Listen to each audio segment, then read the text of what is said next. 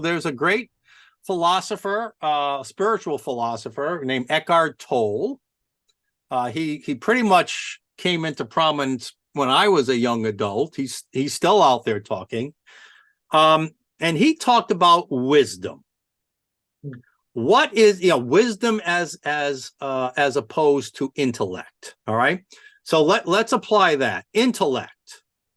These people with high degrees, they're studied, but they have this intellect, and they want to use their self-ambition and conceit, as we talked about earlier, to try to impose their intellectual views on everyone else. That's one way to go, right?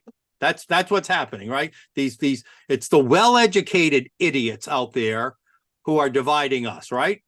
I'm gonna use my fancy advanced degree right now. Socrates said that the beginning of wisdom is knowing that you knew nothing, right? So that you have these people that are super educated in this one narrow area, which means they think they know everything, but they really don't, because they're so educated in this one thing. Really don't, because that's the contrast to intellectualism is wisdom, because wisdom is knowing how to apply your intellect to a solution that works best for everybody, not just for you, as in A Beautiful Mind, but for everybody. Do you remember that scene in A Beautiful Mind? I've actually never seen it, Sten, but it's a little homework assignment. It's a little chauvinistic, but basically Russell Crowe's the guy. He's in a bar with his friends, and two of his friends, and three women walk in, and one or two of them are really good looking. The third one really isn't.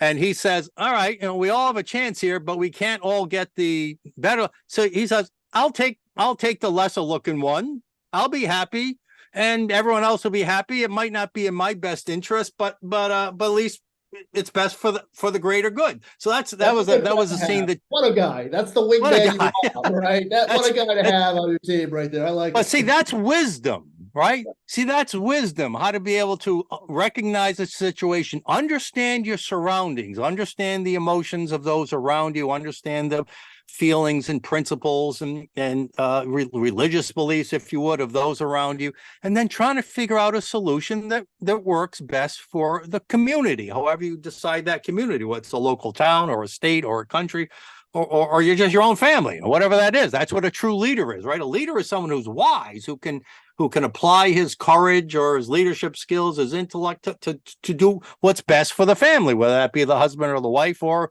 an eldest son. It doesn't matter.